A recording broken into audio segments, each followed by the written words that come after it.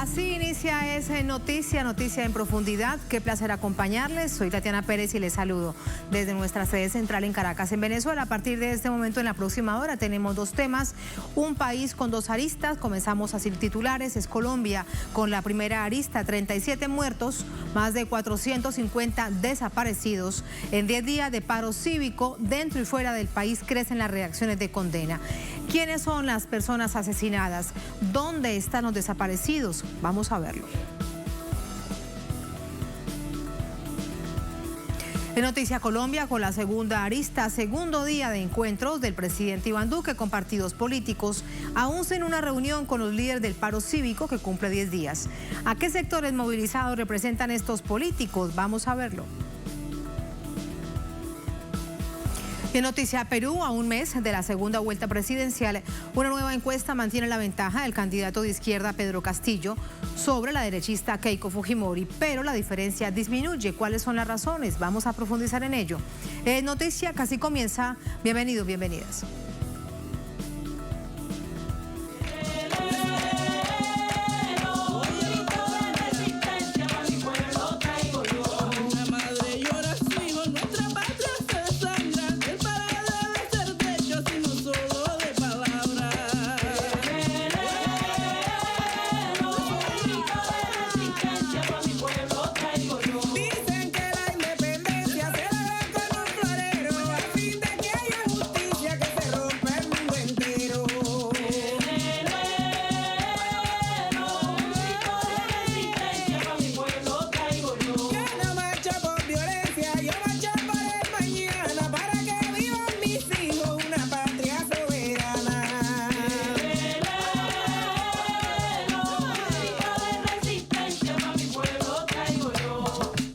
En Noticia Colombia, la primera arista, más de 400 personas desaparecidas, 37 fallecidos. Es el trágico saldo en apenas 10 días de protesta nacional. Organizaciones dentro y fuera de Colombia denuncian el accionar criminal de las fuerzas del Estado.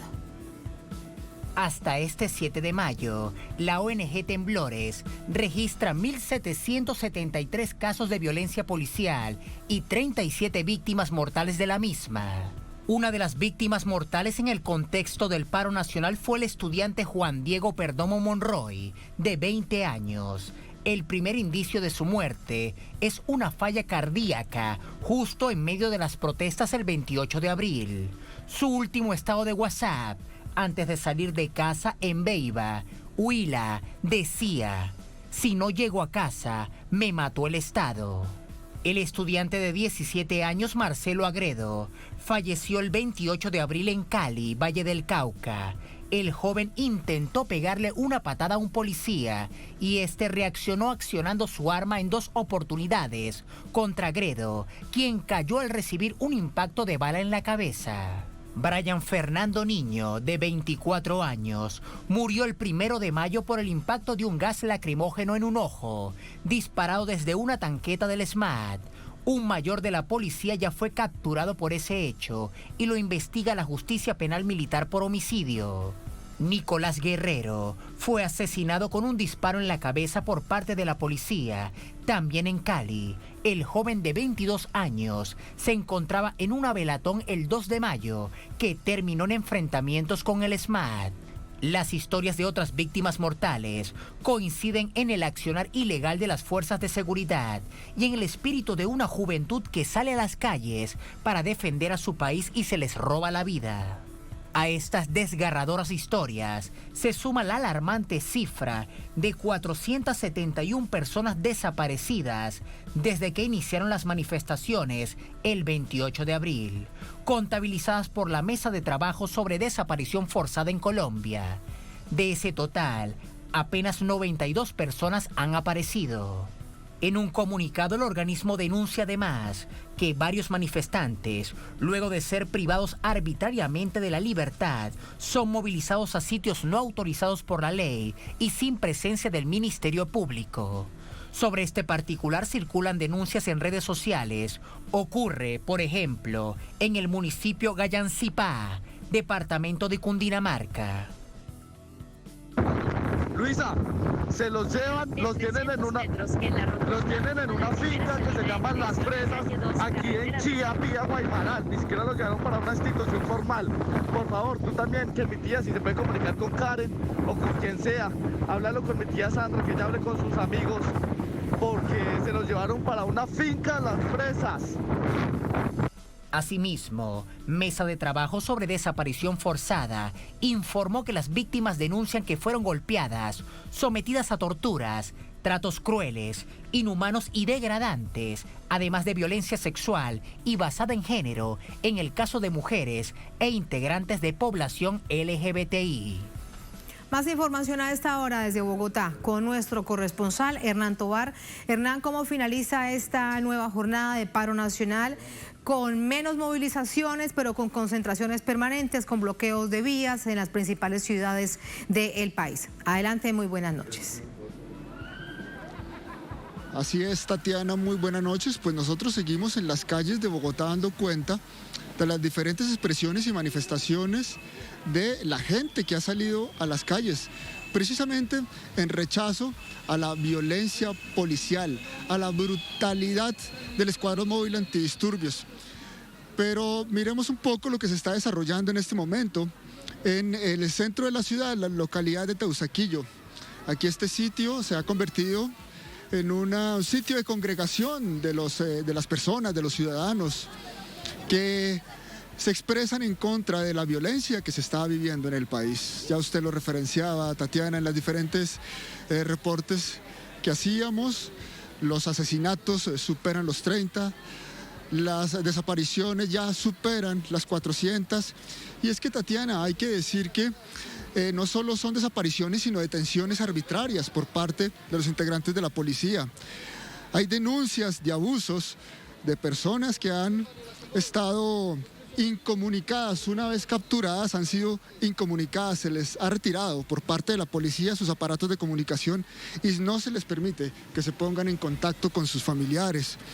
También esto da cuenta pues de la situación de tortura que se ha manifestado por parte de la policía. Algunas denuncias dan cuenta de que una vez es capturada el joven o el protestante, es víctima de tortura, se le pega con el bastón de mando, se le pegan patadas. Estas son las denuncias que hemos visto a través de las redes sociales y da cuenta pues de los tratos crueles y degradantes que evidencia pues el tratamiento que le está dando la policía a la protesta legítimamente en las calles. Y efectivamente hoy hubo menos manifestaciones que el día de ayer, por lo menos aquí en la ciudad de Bogotá, pero se están trasladando algunos sectores a las afueras de la ciudad, donde se presentan algunos bloqueos intermitentes.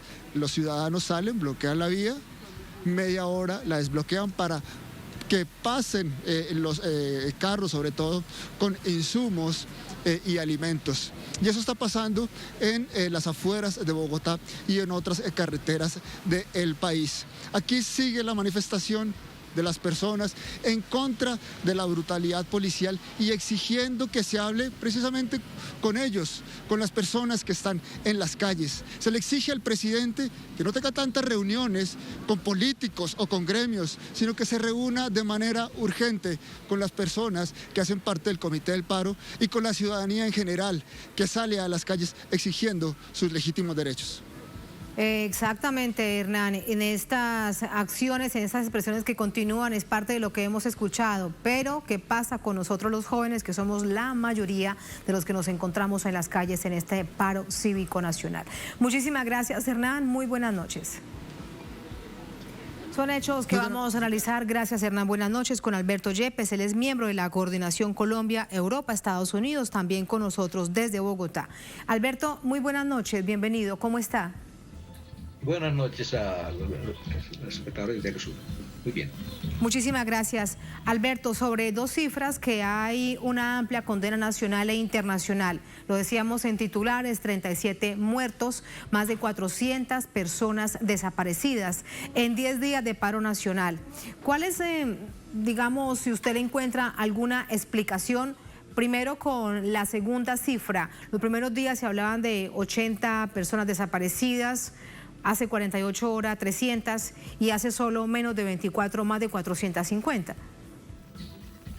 Sí, las cifras que inicialmente reportaron los medios tenían como base informaciones de la Defensoría del Pueblo, que se demoró mucho en reaccionar y que reaccionó solamente hasta el día 4 de mayo, dando datos de personas desaparecidas, siendo que las desapariciones pues venían presentándose desde el 28 de abril. Pero la Defensoría presentó sus datos de 89 personas desaparecidas un día después de que la Mesa de Trabajo de Desapariciones Forzadas presentara un número idéntico de cifras el día 3 de mayo ante el Comité contra la Desaparición Forzada de Naciones Unidas. Una vez sale esta publicación, la Defensoría, que había tenido un papel absolutamente pasivo, que había abandonado prácticamente el seguimiento de las victimizaciones en las marchas, pues le dio por ponerse al día y sacó estas cifras.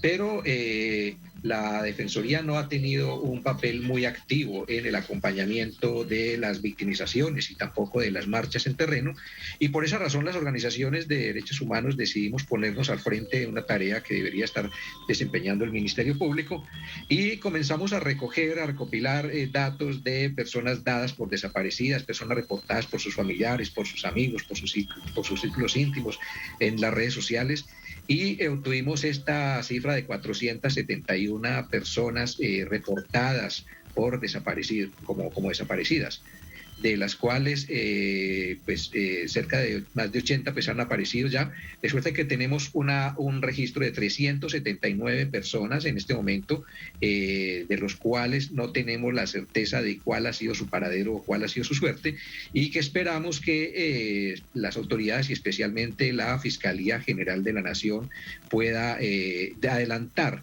el mecanismo de búsqueda urgente, que es un mecanismo contemplado en la legislación para desplegar todas las medidas de manera inmediata para ubicar a las personas que han sido detenidas por las autoridades en las guarniciones, en las inspecciones de policía, en las unidades de reacción inmediata, en todos los sitios de detención, para que las personas pues puedan evitar un desenlace de desaparición forzada.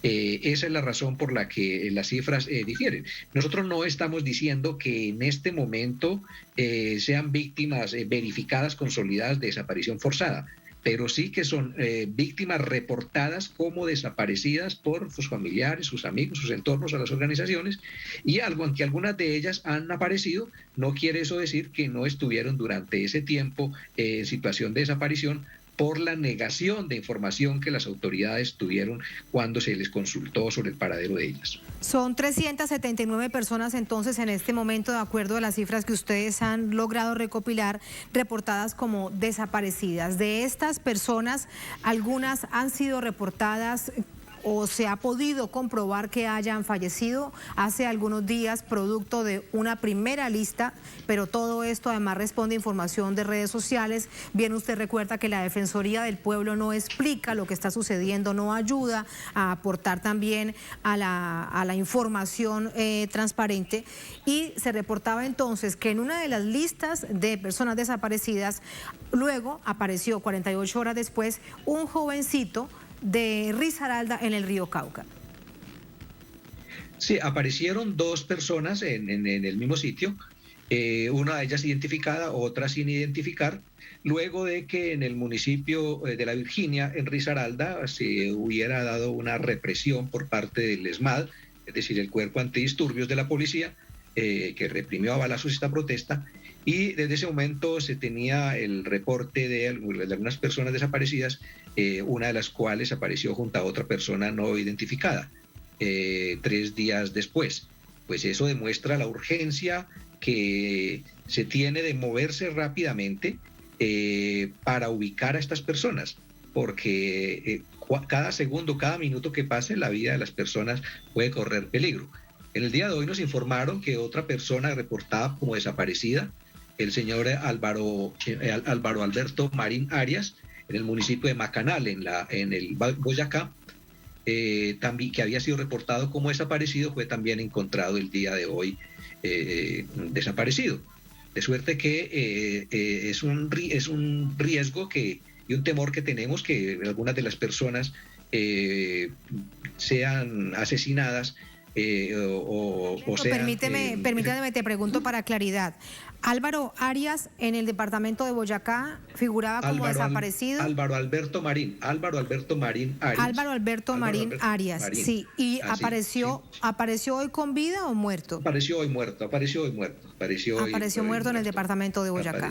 Así que esta es una confirmación de una persona que fue asesinada.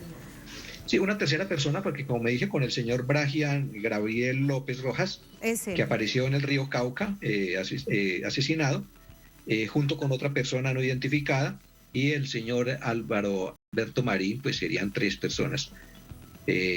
Una situación lamentable en la que nunca habíamos tenido una situación de represión de la protesta, donde se hubiera dado un conjunto tan coordinado de prácticas que favorecen la desaparición forzada, prácticas que incluyen el hecho de que la policía en muchas protestas está actuando conjuntamente con personal de civil, que muchas veces está armado, que participa en las operaciones, que se le ha visto disparar, lo mismo que el personal uniformado en muchas ocasiones se anda ocultando sus mecanismos de identificación, cubriendo sus placas, de tal manera que se hace prácticamente imposible saber qué agente de la policía fue el que pudo haber capturado a una persona. Por lo tanto, resulta muy difícil exigirle a la autoridad saber a dónde determinado agente debería llevar a una persona que ha sido capturada.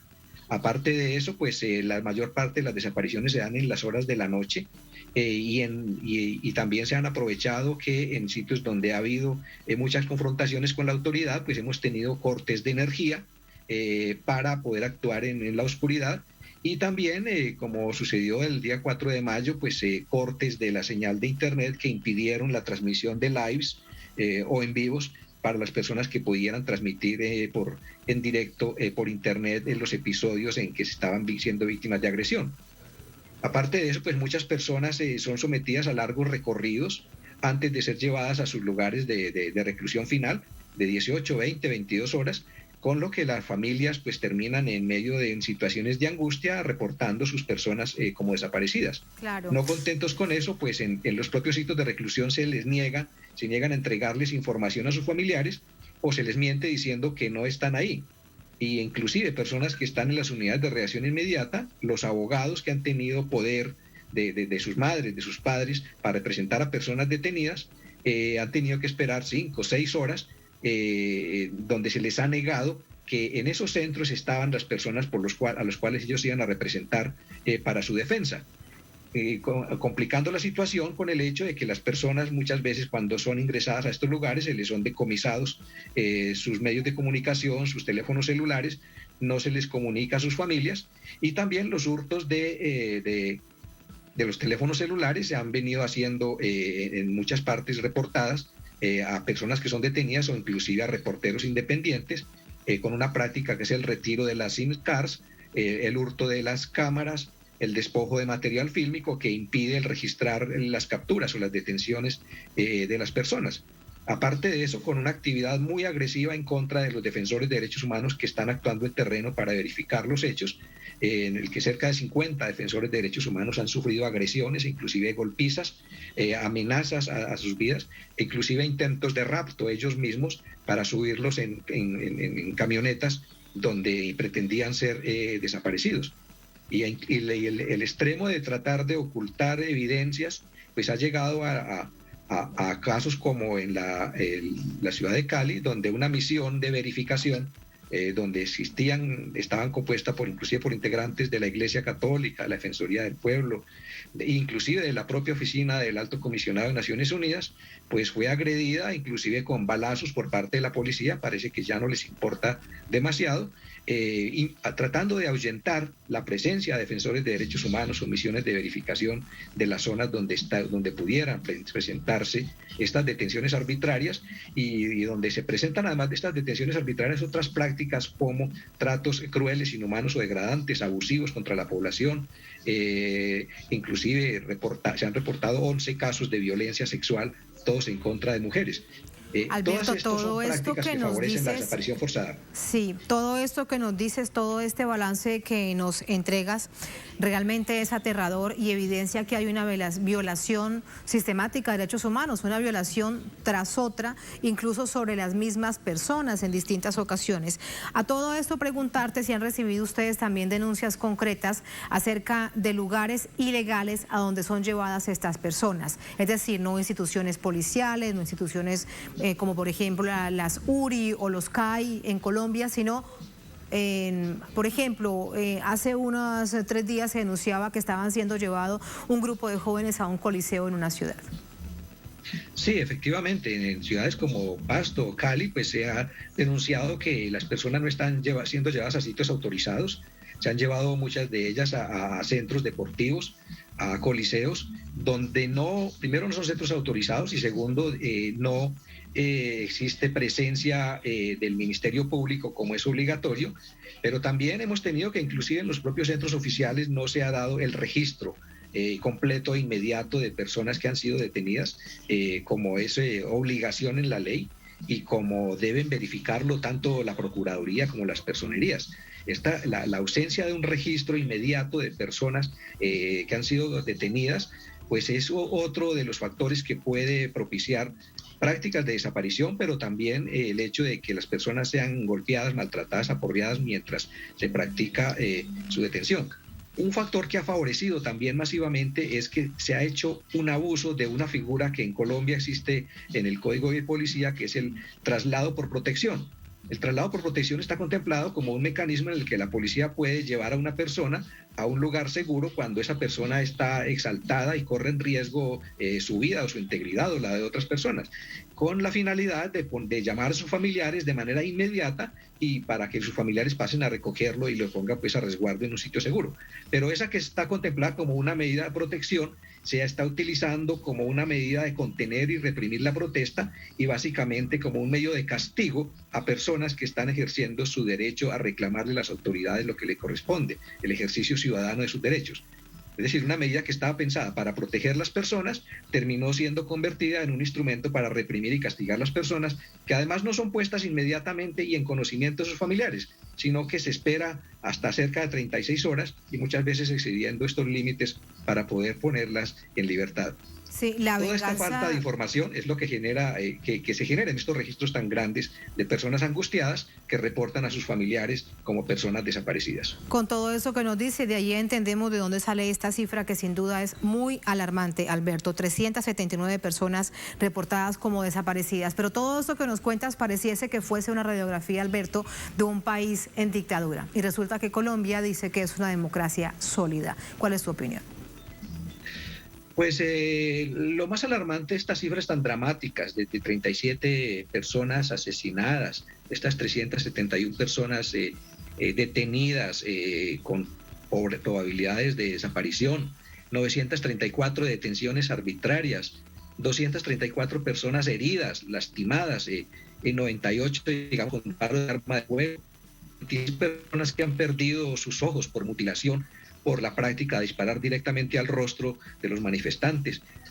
Todas estas medidas pues configuran, digamos, una práctica de terror sobre la población, sobre un gobierno que parece que solamente puede prevalecer por medio de la violencia y que no tiene ni la voluntad ni la disposición para escuchar los reclamos angustiada de una población que ha sufrido mucho por las medidas económicas del modelo económico del gobierno y también las medidas económicas para atender la pandemia que agravaron la situación de las personas más pobres por estas políticas de beneficiar a los sectores más poderosos con el traslado de billones y billones de pesos para el sector financiero y las empresas más grandes, abandonando a 7,5 millones de familias que padecen necesidades o millones de familias que solamente pueden comer 2 o 3 veces al día, con una situación en la cual el gobierno pretende llenar el hueco fiscal por los regalos que hace a las grandes empresas, apretando y estrangulando con impuestos, con una reforma tributaria a la clase media, a los asalariados. Todas estas condiciones no serían tan lamentables si hubiera unas instituciones estatales que funcionaran, pero no, tenemos en Colombia una fiscalía que está entregada a un amigo personal del presidente, su compañero de universidad, una procuraduría que fue entregada a una funcionaria que estaba subordinada a órdenes del propio presidente Duque, una defensoría del pueblo, también una persona de la propia coalición de gobierno. Entonces todas estas entidades están más preocupadas por defender los intereses estatales y con una actuación muy parcializada, en el que se investigan básicamente las denuncias de abusos que se cometen en medio de la protesta, que son denunciados por agentes estatales, en que hay una preocupación ante todo por los bienes materiales y por las cosas, y poca preocupación por investigar lo que sucede con la vida, con las lesiones, con la integridad de las personas. Eso es una actuación muy parcializada, en el que los ciudadanos sienten que no está funcionando el Estado de Derecho, que estamos en un estado completo de ausencia de derecho y que solamente necesitamos que los mecanismos internacionales puedan comenzar a operar. La Comisión Interamericana de Derechos Humanos, la Corte Penal Internacional, la vigilancia de otros estados que puedan efectivamente presionar al Estado para que podamos retornar al régimen de vigencia de la Constitución y para que pueda restablecerse de nuevo el Estado de Derecho. Que se verifique en terreno, además a nivel internacional. Alberto, muchísimas gracias por contarnos de este balance que ha preocupado tanto, con todos estos detalles que nos entregabas. Alberto, muchas gracias. Buenas noches.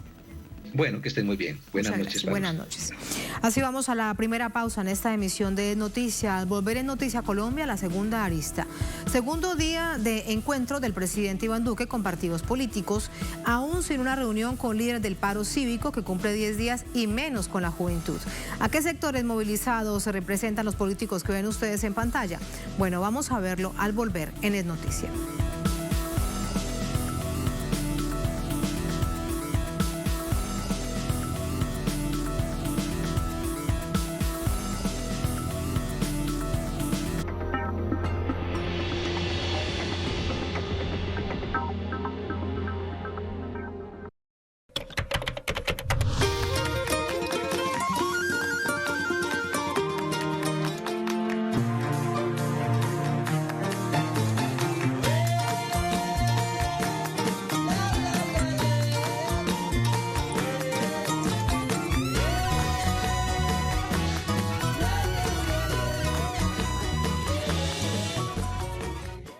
Sigue minuto a minuto nuestra programación, ahora disponible también en audio a través de nuestra página web.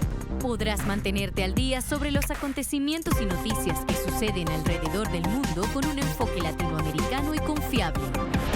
Telesur, la señal informativa de América Latina y el Caribe.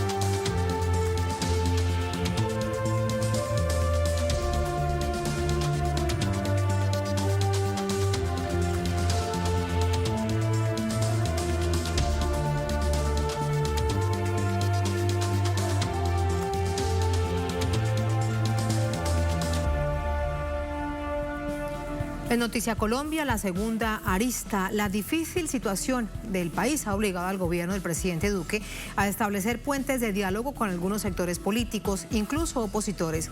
Sin embargo, con quienes deben reunirse realmente los manifestantes aún lo esperan.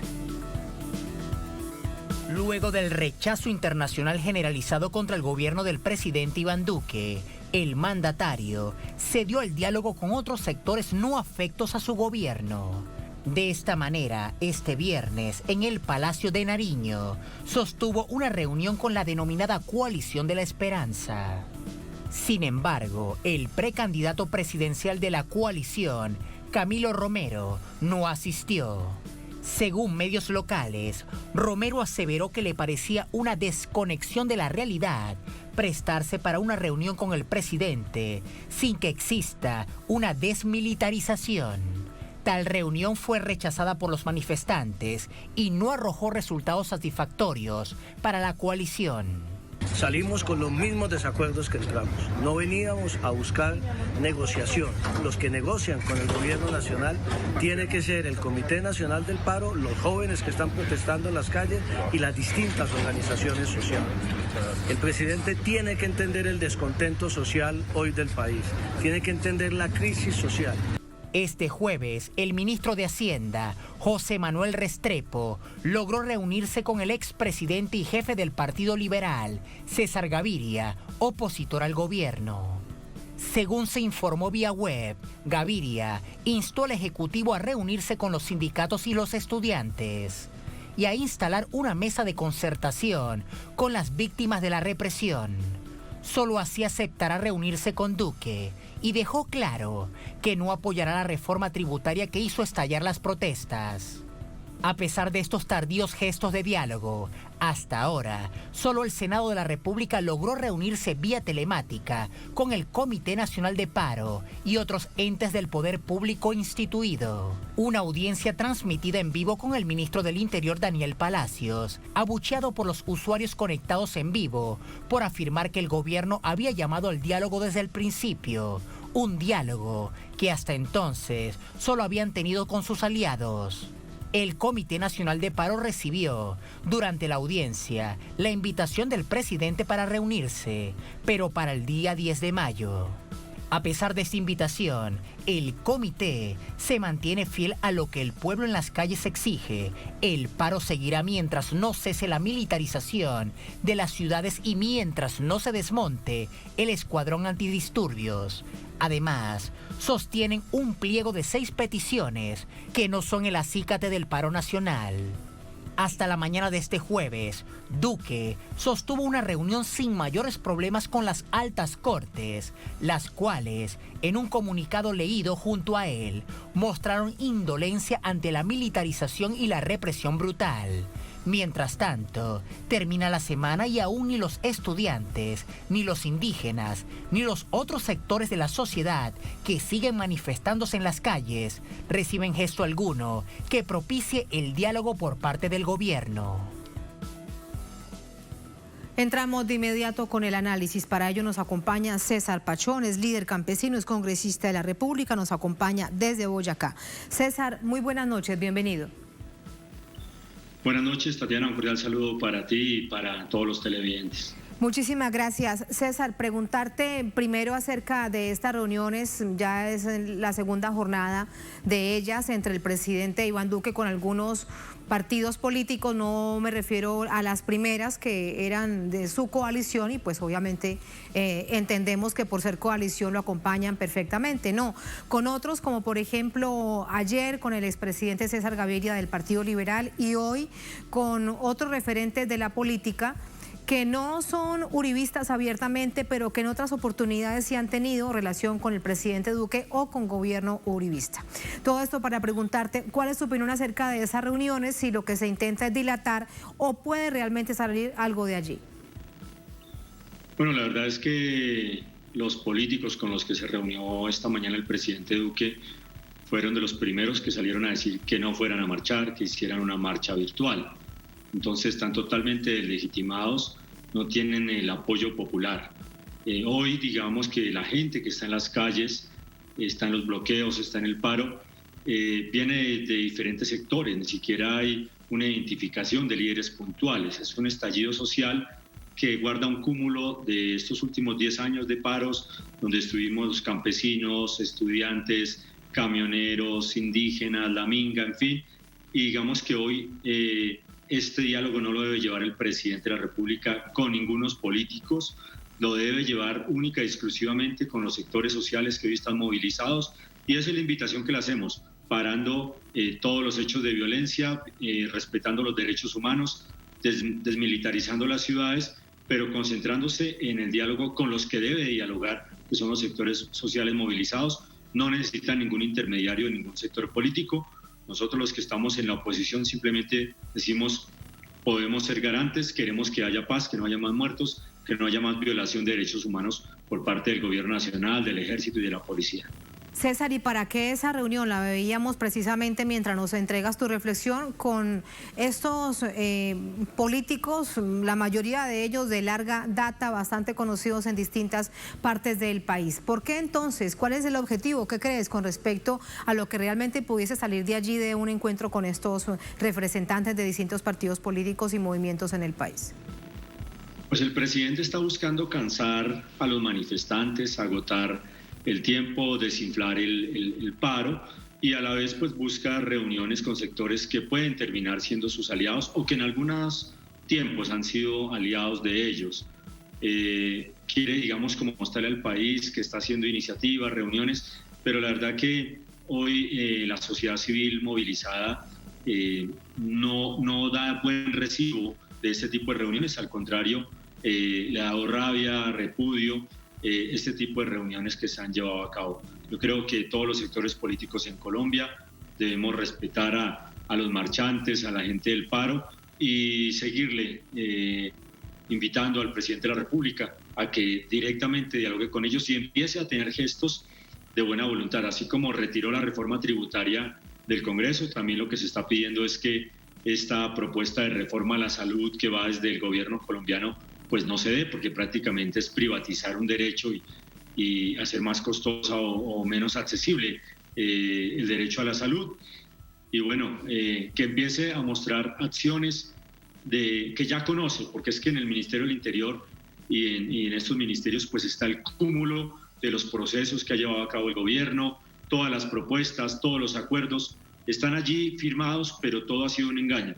Y sobre todo también el mismo acuerdo de paz. El acuerdo de paz hoy es un acuerdo muy importante para Colombia y para el mundo, pero lamentablemente hasta ese acuerdo, este gobierno, el gobierno del Centro Democrático, el gobierno del expresidente Uribe, no lo quiere acoger. Los acuerdos con los camioneros, los acuerdos con los estudiantes, los acuerdos con la minga indígena, los acuerdos con los campesinos, son acuerdos incumplidos. Ellos ya saben las necesidades de los diferentes sectores que hoy se están movilizando, pero lamentablemente se hacen los de oídos sordos y buscan hacer que se agote el tiempo o que la gente se canse tratando de hacer reuniones con algunos políticos que hoy nada tienen que ver con la gente que está movilizándose en las calles. Uno se pregunta además, César, de cara a las elecciones presidenciales en 2022, si algunos de esos políticos, no podríamos decir cuáles tantos o exactamente quiénes, pero si algunos de esos políticos están tratando de usar esta situación de crisis como de carácter político, electoral. Sí, eso están tratando de hacer así. Incluso veíamos en diarios o en comunicados regionales que llegan a las veredas, a los pueblos donde la gente está movilizada, diciendo que ellos pues son los mediadores y que quieren pues que todo se solucione. Pero la verdad que la gente está tan indignada que no quiere saber nada de los sectores políticos, vengan de donde vengan incluso. Entonces, la verdad que es una ofensa al pueblo colombiano, es una ofensa a los que hoy están en los bloqueos, en las movilizaciones, los que han sido víctimas de todos estos ataques y violación de los derechos humanos por parte de la fuerza pública. Sí, y la verdad que es una ofensa para el pueblo estatal tan exacerbada como no se veía en Colombia, por lo menos que se recuerde de una manera reciente.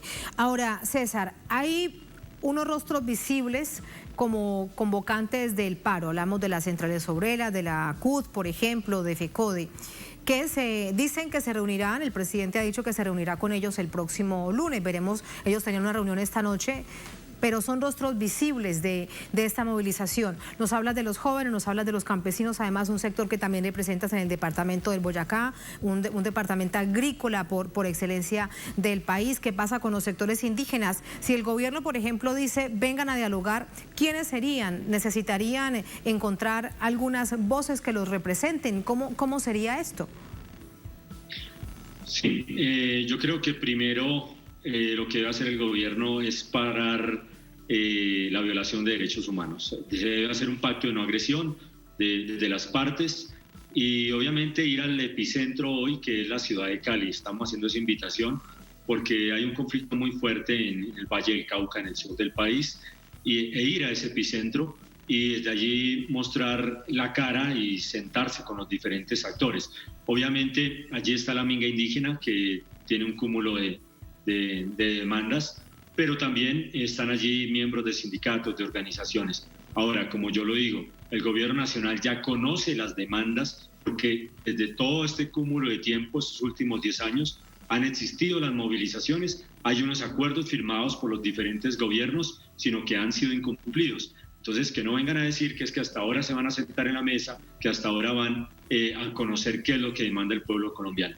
Ahora, las reformas que ha venido implementando el gobierno del Centro Democrático del presidente Iván Duque, pues son reformas que con la crisis de la pandemia se acentuaron, sobresalió allí los niveles de pobreza, sobresalió el hambre, y obviamente por eso también es el estallido social.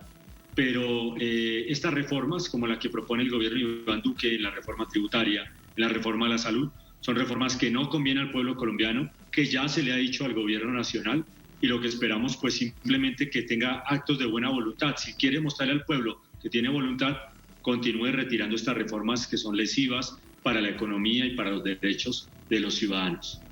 Por último, César, con respecto a esta violación de derechos humanos, a estos crímenes de Estado que además han quedado claramente documentados a través de los videos y a través de las redes sociales que además le han dado la vuelta al mundo.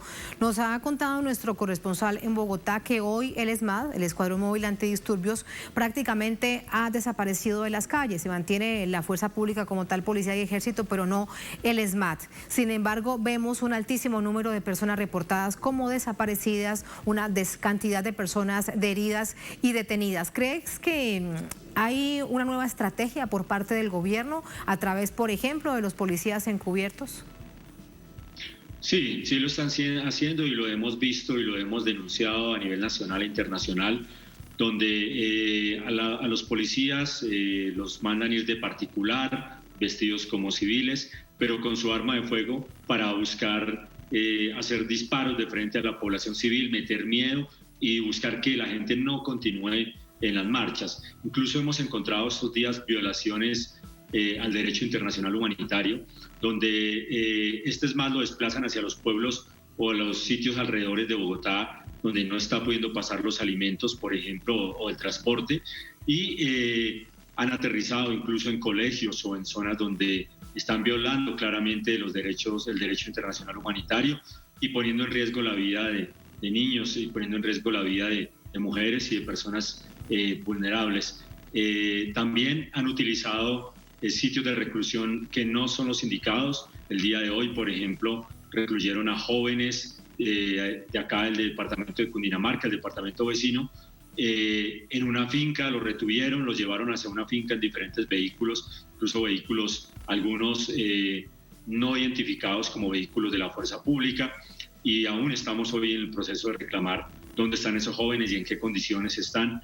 Y como ustedes han visto estos días, ya se pasó a un proceso donde personas de civil pertenecientes a la fuerza pública desde vehículos han disparado. Incluso hace 2 días pues asesinaron a jóvenes en la ciudad de Pereira. Hay algunos de ellos pues que están en bastante estado delicado, pero que los venían identificando durante las marchas, qué actividad hacían, y ya esto pasó de ser un tema militar a un tema más paramilitar. Muchísimas gracias, César, por sus reflexiones. Este es el estado actual de la compleja situación que vive el país a 10 días del paro nacional. Muchísimas gracias, muy buenas noches. A ustedes, muchas gracias y buenas noches, y hacemos un llamado a todos los organismos internacionales defensores de derechos humanos para que hagan presencia en nuestro país y nos ayuden y nos apoyen a defender los derechos humanos de toda la población colombiana. Muchas gracias. Así sea, es importante verificar en terreno. Gracias, César, buenas noches. Buenas noches. Así nos vamos a la segunda última pausa en esta emisión de Es Noticia. Al volver en Noticia Perú, a un mes de la segunda vuelta presidencial, una nueva encuesta mantiene la ventaja del candidato de izquierda, Pedro Castillo, sobre la derechista Keiko Fujimori. Pero la diferencia disminuye. ¿Cuáles son las razones? Vamos a verlo en minutos en Es Noticia.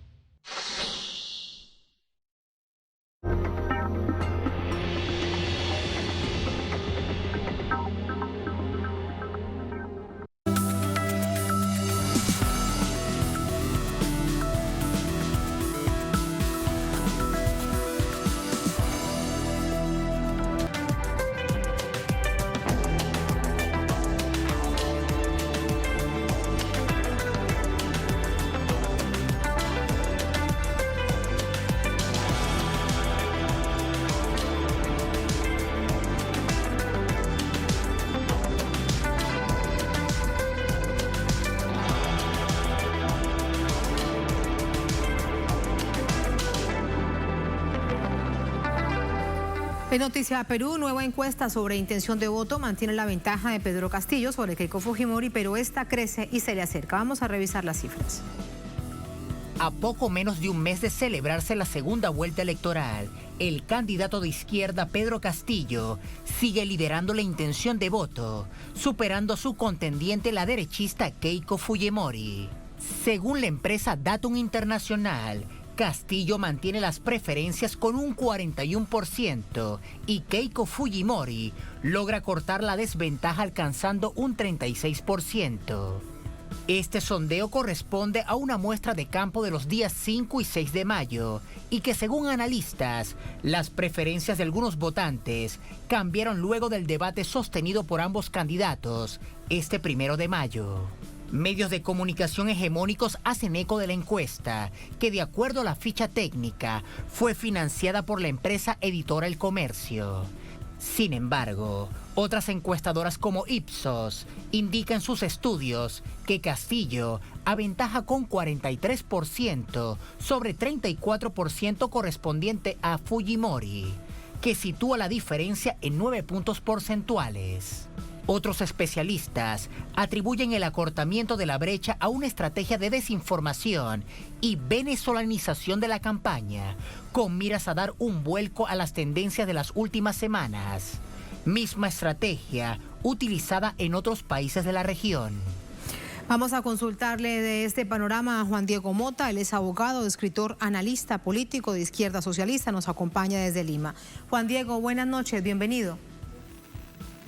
Buenas noches, Tatiana. Muchas gracias. A usted muchas gracias. ¿Por qué cree usted que ha pasado esto? Pedro Castillo se mantiene en un nivel muy similar a la encuesta previa también de esta casa de encuestas, de esta casa encuestadora Datum, pero en esta oportunidad Keiko Fujimori se acerca y ya la diferencia es mucho menor a lo que habíamos visto anteriormente. ¿Cuál crees que es la razón? Bueno, tenemos primero dos opciones frente a esta última encuesta que ha salido el día de hoy y que refleja el trabajo de campo de hace 2 días, ¿no? O creemos en esta encuesta o nos ponemos a analizar seriamente el contenido de esta encuesta. Y si nos ponemos a analizar seriamente esta encuesta, vamos a encontrar una serie de inconsistencias. Para empezar, efectivamente, como ya se ha dicho, esta encuesta es financiada por el Grupo El Comercio. Si ustedes pudieran observar cuál ha sido la pauta de todos los grandes medios de comunicación en los últimos días, en las últimas semanas, respecto al debate, respecto a las elecciones, hemos podido observar una práctica inusitadamente adversa, completamente exagerada contra el candidato Castillo. Por tanto, yo considero, y soy de la opinión, que esta encuesta es parte de una estrategia que está buscando confundir al electorado en base a 2 posibles objetivos, ¿no? Yo creo que esta encuesta no refleja la realidad. ¿Cuáles serían estas 2 posibles consecuencias, estos 2 posibles objetivos perseguidos, ¿no? Uno sería simplemente seguir la estrategia de la derecha más radical, más ultra, la derecha que representa el fujimorismo, de querer aparentar que la diferencia se acorta y el día 6 de junio que Keiko Fujimori pase a Castillo, ¿no es cierto? Y eso solamente se lograría, de mi modo de ver, con un fraude. No hay otra manera. Recordémonos ya que antes han habido situaciones de fraude con el fujimorismo en el poder en el Perú. ¿Y por qué digo esto? Porque ya es conocido que las encuestas siempre vienen jugando con los márgenes de error. Esta encuesta señala que su margen de error es de 2.8%.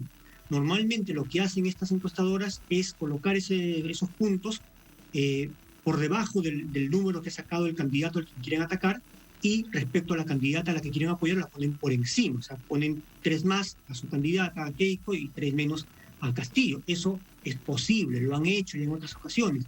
Además digo que es inconsistente porque cuando uno se pone a analizar, a desagregar las cifras que nos han mostrado, se ve que la caída, supuestamente, o el frenazo de Castillo, o su caída prácticamente, ¿sí? Porque tendría incluso 1 punto, 2 puntos menos que la anterior encuesta, se debería a que ha caído en el sector del oriente, en la selva peruana, un 21%. Es impensable que en menos de una semana, porque la encuesta de la misma casa encuestadora de hace 6 días, daba otros números, esté diciendo ahora que en ese sector, por ejemplo, en la selva, haya caído 21 puntos en 5 o 6 días, cuando justamente en estos últimos días... ¿Y por qué en esa zona, Juan Diego, es imposible este resultado? ¿Qué pasa en esa zona con respecto a Pedro Castillo? Bueno, es que justamente después del gran debate que ha habido, en donde creemos nosotros que más bien Castillo derrotó a Keiko Fujimori, el candidato Castillo hizo una caravana proselitista por toda la zona de la selva, ¿no? Justo en los días donde se ha planteado esta encuesta o posteriormente, ¿no? Y en todas las imágenes que hemos tenido, videos, fotos, que no ha pasado la gran prensa, en todas las plazas, caravanas en donde ha estado Castillo, la participación ha sido de miles de personas, en Yurimaguas, en Bagua, etc. Cuando la candidata Keiko Fujimori, en cualquiera de sus mítines que son pasados en cada momento en los medios de comunicación, no logra juntar más de 100 personas. Eso se ha visto y podemos observarlo en los medios de comunicación. Siempre los paneos a la caravana, los mítines de Keiko Fujimori son pequeños, son cercanos, ¿no es cierto? Mientras que no pasan nada del caso, el caso de Castillo, o solamente lo muestran a él en el estrado, pero no muestran a las masas, ¿no? Entonces, yo creo que hay la posibilidad, ¿no es cierto?, de que se esté jugando en ese sentido un sector de la derecha preparando un escenario que no refleje la voluntad del pueblo. Pero también hay otro posible escenario, ¿no? Si me permite muy brevemente, ¿no? Hoy día ha salido ha salido la periodista Rosa María Palacio, representante del sector de la derecha más liberal, ¿no? más light, por decirlo así, pero de la derecha. Y lo que ella ha señalado es que para que el candidato gane, porque ahorita está bajando las encuestas, dice, le da ciertas recomendaciones, ya planteó 10 puntos, que es la agenda de la derecha, ¿no? Toda la agenda de la derecha, respeto a la gran propiedad privada, no a los tributos, a los grandes tributos, a las grandes empresas, etcétera, ¿no? Todo, no a las nacionalizaciones. Le ha planteado el programa de la derecha y le ha señalado que la única manera que tiene para remontar esto, ¿no?, que ya se viene, se va a perder, es que me haga caso, nos haga caso, ¿no? Y ha señalado pues que estos resultados vienen después del debate presidencial en donde supuestamente Castillo ha perdido, ¿no? Cosa que cualquier analista serio, después de haber visto el debate, no puede aceptar. En el debate claramente Castillo fue superior a Keiko. Fue además un debate muy interesante porque fue en una plaza abierta, se descentró el debate en la Lima colonial, como siempre venía siendo, con periodistas realmente independientes, y Keiko Fujimori no supo manejar el escenario de la plaza, el escenario con público en la calle, ¿no? Entonces, considero que esto es generar una matriz de opinión para generar temor en los votantes que todavía pueden estar indecisos, pero también para generar temor en los mismos partidarios o en el mismo Pedro Castillo, para llevarlo, arrinconarlo a una lógica de que rebaje el discurso, se deje asesorar por la derecha, prácticamente lo mismo que le hicieron con todas el gobierno. Sí, con todas las presiones que bien conocemos de los distintos sectores de la derecha. Si vemos desde que apareció en la palestra pública, específicamente en las encuestas, que sin duda fue una sorpresa, por lo menos a nivel internacional, que Pedro Castillo, que comenzaba en las encuestas en 3%, luego él pasa a la segunda vuelta presidencial. ¿Has percibido, has visto algo, por ejemplo, en el cambio en su tono, en su discurso, en su plataforma, que permita pensar que hay alguna población, algún sector de la población que haya decidido no votar por él? Las propuestas de Castillo se han mantenido, ¿no? Sigue hablando de la necesidad de una nueva constitución, de una asamblea constituyente, sigue hablando de cambios profundos en la economía. En el debate presidencial planteó los puntos fundamentales de su propuesta, atacando a los grandes sectores del poder económico. Yo creo que ha mantenido su propuesta, no ha habido un cambio en ese sentido. Últimamente, hace un par de días, ¿no? Ha hecho un acto simbólico muy importante, anunciando la alianza con el sector de Verónica Mendoza, que lidera Verónica Mendoza, Juntos por el Perú, y se ha comprometido a unos puntos que serían compromisos de cara a el pueblo peruano. Pero dentro de esos puntos sigue hablando de una asamblea popular constituyente, un tema que fue planteado desde la calle, ¿no? Antes de la campaña, las grandes movilizaciones populares plantearon el tema de la asamblea popular constituyente y él lo ha ratificado. Entonces, yo creo que no ha habido un cambio, por lo menos a nivel de discurso, por parte del candidato. Lo que sí puede haberse observado más a la interna es ciertas divisiones que pueden generarse, ¿no? en algunos sectores, pero promovidos nuevamente por parte de la derecha o sectores que se acercan supuestamente apoyando al candidato y que lo que han intentado es, a mi modo de ver, aislar cada vez más la figura de Castillo de sus bases, ¿no? Han intentado, reiteradamente intentan, separar al partido Perú Libre, a su líder, Vladimir Cerrón, del candidato Castillo, como una manera supuestamente que este partido es más radical, que está vinculado con la corrupción, etcétera, como una manera, creo yo, simplemente de aislar al candidato y poder cooptarlo. Yo no descartaría que esa es una de las estrategias que también la derecha está intentando plantear. Y si lo está intentando plantear es porque sabe que los números no dan para que gane Keiko Fujimori. El antivoto de Keiko Fujimori es superior al 50%. No hay forma, creo yo, salvo una escandalosa acto de fraude, que Keiko pueda superar al candidato Castillo. Esto no quiere decir, de ningún modo, que el candidato deba confiarse, que todos nos debamos confiar. Para nada. Más bien debemos estar más alerta para vigilar y cuidar el voto. Pero creer en estas encuestas, que ya en la primera vuelta nunca atinaron a reflejar el crecimiento de Castillo, las encuestas no veían el crecimiento de Castillo, lo empezaron a ver recién en la última semana.